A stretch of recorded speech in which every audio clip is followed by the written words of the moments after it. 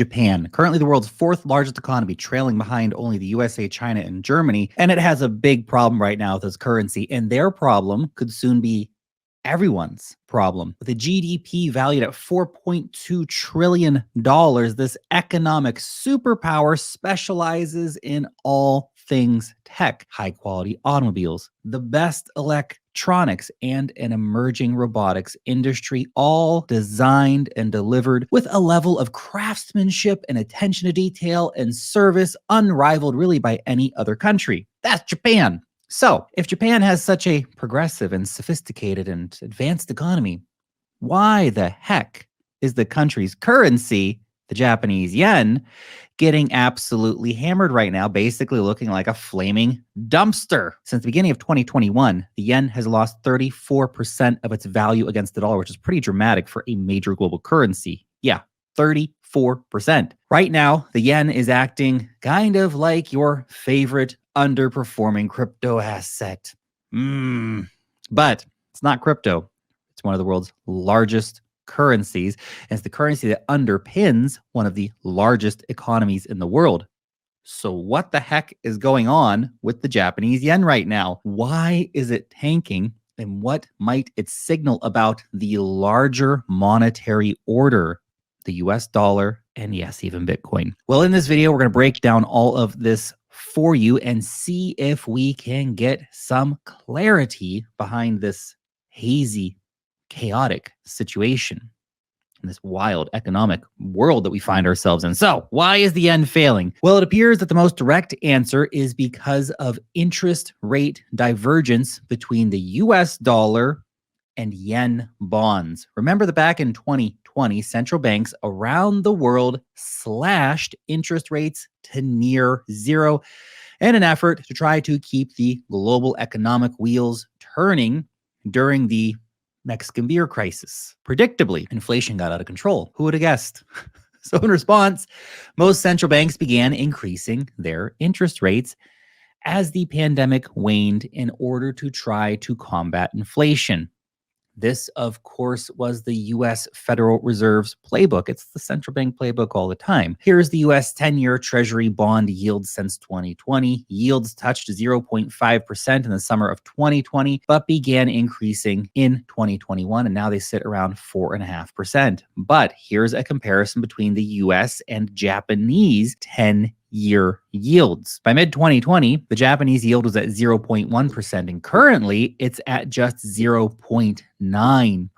So obviously there's been a huge divergence after COVID in bond yields between these two countries. Japan suffered for decades of low growth in terms of their stock markets and stuff like that, and the yen has definitely felt the effects of this. But why would this affect the value of the yen to the dollar? Well, you see, would you rather hold an asset that pays 4.5% or a 0.9% annual return? I'm thinking you'd rather take the 4.5%, and so would anyone else, including Japanese people in the Japanese central bank. So because of this interest rate divergence, there's basically been a flight of capital away from the yen and into the dollar. Investors are increasingly dumping their yen for dollars in order to invest in US bonds and other US-based money market instruments. There's also something happening called the yen carry trade. Basically, investors are borrowing yen at very low interest rates just to purchase other currencies and to get securities and stuff that pay much higher yields. And of course, the further the yen slides, the more market participants are tempted to dump it for fear of taking even more losses. Again, 34% down is pretty dramatic for a major currency. And before we continue with our macroeconomic meltdown report, just a real quick second to interrupt the flow to let you know about the best damn newsletter in the cryptocurrency business. Happens to be my newsletter.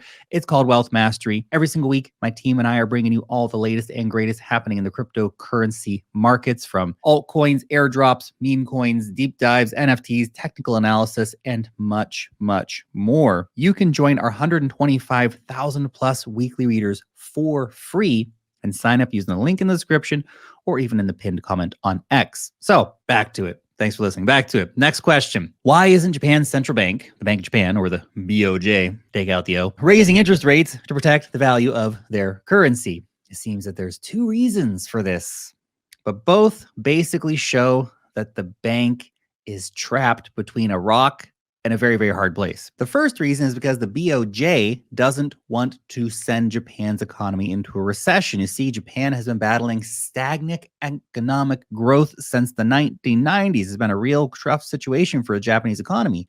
In fact, the 90s was known in Japan as the lost decade. Gives you an idea how bad it was. It was marked by deflation, stagnant economic growth, and a banking sector in crisis. So in an attempt to keep the economy moving, the Bank of Japan did what central banks always do in these kinds of situations. They lowered their interest rates. And by lower rates, I mean the BOJ slashed rates from 6% in 1991 to 0% by 1999. As you can see, the central banks basically kept those rates at slightly below zero from the late 90s until, well, pretty gosh darn recently. And that's because despite the central bank's best efforts, Japan's economic growth rate really did nothing more than sputter along, hitting just 1% to 2% growth in most quarters. Part of that's due to demographic crises and stuff like that, and a more complex picture than just the yen. But anyway, because the economy never really hit the boom times again that it enjoyed in the 80s, and Japan was roaring in the 80s, the BOJ kept rates low to help keep money moving. Fast forward to today, the Bank of Japan is in a lose-lose situation, faced with either raising rates to protect the yen's value, but at the cost of a larger economic recession, or continuing to keep rates low and sitting on the sidelines as the yen keeps getting smashed. Right now, the Bank of Japan is choosing the latter option. The second reason that Japan doesn't want to raise rates is because of the country's debt. Japan's national debt to GDP is at 263% right now. This is the highest of any developed nation in the world.